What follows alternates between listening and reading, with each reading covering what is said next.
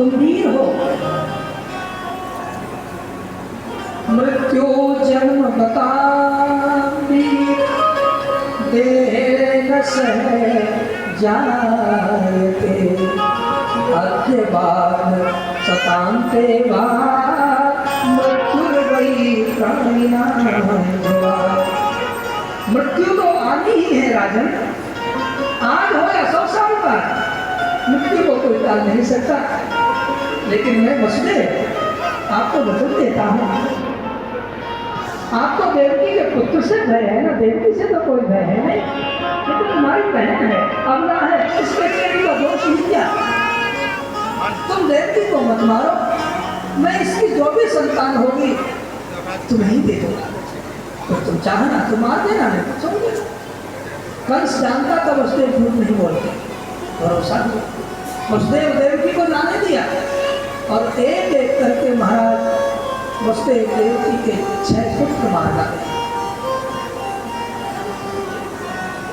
7वें गर्भ में साक्षात भगवान शीश पधारे। जब कंस देखने जाता है, देवकी को देख करके उसे भय लगता है, सर्प दिखाई देते हैं सपने में, डर जाता है। वसुदेव देवकी को उसने कारावास में डाला। भगवान ने योग माया को आज्ञा दी, कहा देवी जाओ मां देवकी का 7वां गर्भ संकर्षण करो, खींचो और ब्रज में गोकुल में नंद जी के यहाँ वसुदेव जी की दूसरी पत्नी रोहिणी जी रहती हैं, उनके गर्भ में स्थापित हो। परीक्षित ने कहा गुरु जी रुक जाइए, क्या ऐसा भी हो सकता है कि एक माँ के गर्भ में बालक आवे और जन्म दूसरे के गर्भ से हो जाए? तो बोले हो नहीं सकता है, लेकिन ये भगवान की जन्म में हुआ, क्योंकि भगवान का जन्म मनुष्य जैसा जन्म नहीं है। जन्म कर्म च मे दिव्यम् एवं यो वेत्ति तत्त्वतः। मेरा जन्म दिव्य है, मेरे कर्म दिव्य हैं, मैं अलौकिक रीति से आता हूँ, जैसे सब आते ऐसे हम नहीं आते। भगवान का जन्म दिव्य है। यहाँ खबर कर दी गई कि 7वां गर्भ गिर गया, वहाँ भगवान बलदाव के रूप से प्रकट हुए हैं। बोलिए बलदाव भैया, बलभद्र महाराज जी की जय, जय जय श्री राम। 8वां गर्भ आया, देवी की तेजस्वी हो गई। कंस दर्शन के लिए जाता है, जैसे ही माता देवकी को दर्शन करता है तो उनके गर्भ में बैठे ठाकुर के दर्शन हो गए। मन में भाव अच्छे होने लगते, मन में आता है नहीं नहीं किसी को नहीं मारना चाहिए, हिंसा करना था, फिर ये तो मेरी बहन है, नहीं बहन, मैं ऐसी गलती नहीं करूँगा, दया करना चाहिए, परोपकार करना चाहिए, सदगुण आने लगते हैं। अब जैसे ही देवकी माँ के दर्शन करके बाहर निकलता है, कोई विचार बदल जाता है। शत्रु को छोड़ना नहीं चाहिए, छोटा हो या बड़ा हो, घेर करके मारना चाहिए, मैं छोड़ूंगा नहीं। लेकिन जब से नारद जी ने आकर के बताया, तब से कंस का भय और बढ़ गया। सोते जागते कंस को कृष्ण कृष्ण कृष्ण दिखाई देने लगा, वो काला काला काला काला दिखाई देगा, वो ईश्वर इसके गर्भ से आएगा, वो मुझे मारेगा, मैं छोड़ूंगा नहीं, मैं छोड़ूंगा नहीं। नींद में उठ करके बैठ जाता है। धीरे धीरे समय बीता और कथा कहती है भगवान के आने का समय हुआ। भागवतकार लिखते हैं अथ सर्वगुणोपेता काला परम शोभना यर्हेपा जन जन्मर्चम साकर्क्ष गहतारकम दिशाप्रसे दुर्गगणम् निर्मलोर्गणोदयम् महीं मंगलभूयिष्ठ कुलग्राम प्रजाकरा। उससे काम मतलब जाते रहो। नद्या प्रसन्न सलिला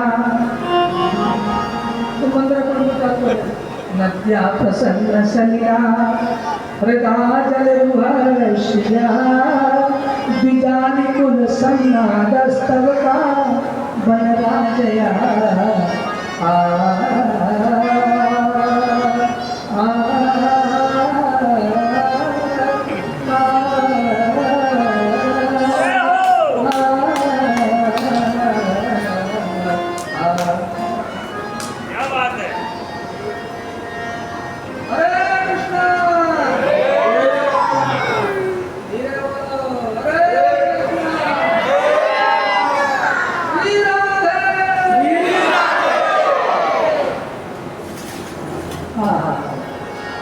नदियों में निर्मल जल बहने लगा, शीतल सुगंधित मंद वायु बहने लगी, पर्वतों में मणियां बाहर बिखेर दी, पूरा वातावरण परमात्मा के स्वागत की तैयारी में।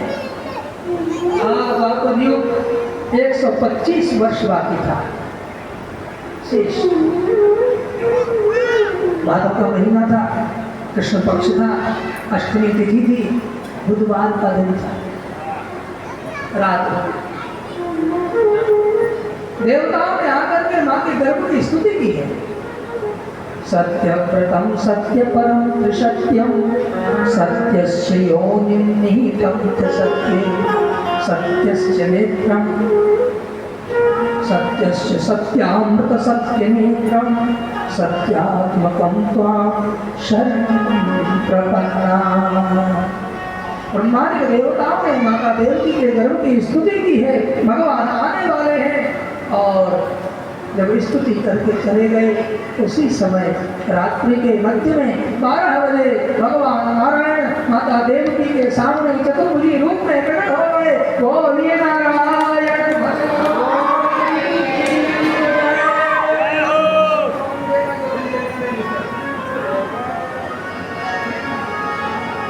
बोलिए नारायण भगवान की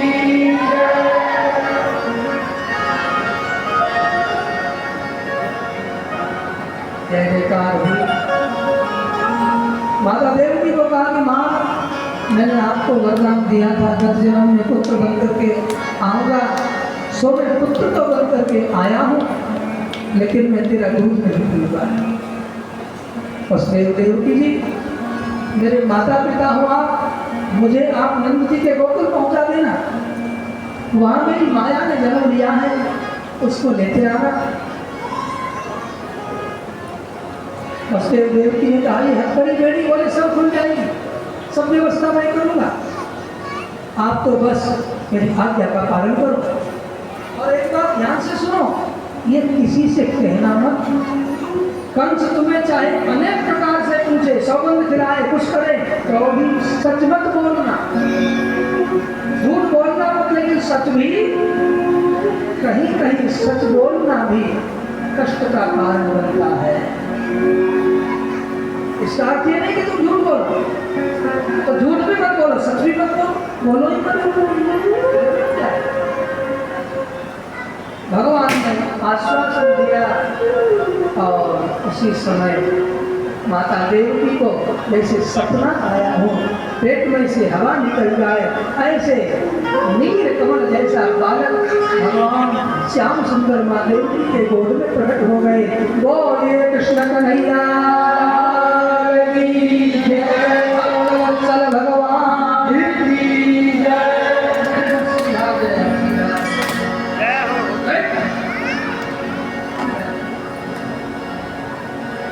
भक्तवत्सल भगवान की जय।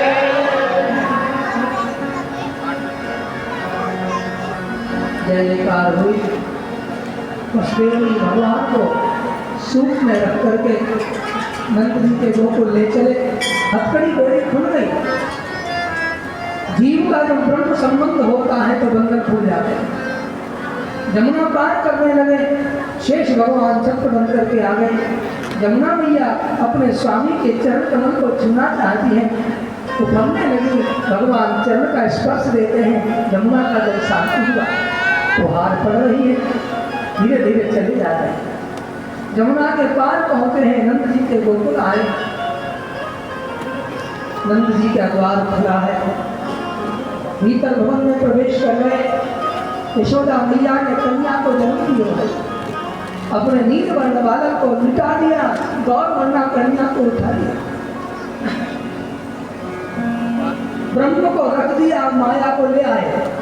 जैसे ही माया को लेकर के आए, सोई हथकड़ी गई है। कन्या आते ही रोई, माता देवकी के गोद में आते ही कन्या रोई। रुदन सुनते ही पहरेदार जागे, कंस को सूचना दी, दौड़ा दौड़ा आया और महाराज देवकी की गोद से कन्या को बड़ा छीन करके मारना चाहता था, तो कन्या हाथ से छिटक गई और आकाश में बिजली बन करके कड़कड़ा गई। कौन ही? अरे दुष्ट कंस, तू मुझे क्या मारेगा? तुझे मारने वाला ब्रजमंडल में कहीं पैदा हो चुका। कंस ने कहा, अरे देवी इतना तो बताती जा, कहाँ पैदा हुआ है, वहां चला जाऊं। देवी ने कहा, जन्म कुंडली बताने की नहीं है, तेरा शत्रु तेरे आसपास ही है, खोज करके निकाल। कंस सिर पकड़ करके बैठ गया, मृत्यु को पकड़ना चाहता था, मृत्यु पकड़ में नहीं आई। इसके लिए कितनी हिंसा की, धमकाने लगा, वसुदेव देवकी को डराने लगा। सच बताओ, तुमने कुछ धोखा किया है क्या? वसुदेव देवकी चुप रहे, फिर क्षमा मांगने लगा, हमने आपको बहुत दुख दिया, कारावास से मुक्त कर दिया, और कंस चला गया। इधर सवेरा होता है, बुआ सुनंदा दौड़ती है, नंद बाबा को सूचना देती है, बाबा बाबा। बाबा ने आवाज दी, अरे कहाँ भयो? सुना दो। अरे तो भी चिल्ला क्यों रही है? कहा कि कुछ खबर देना चाहती हूँ, पहले कुछ दोगे तब संदेश दूंगी। और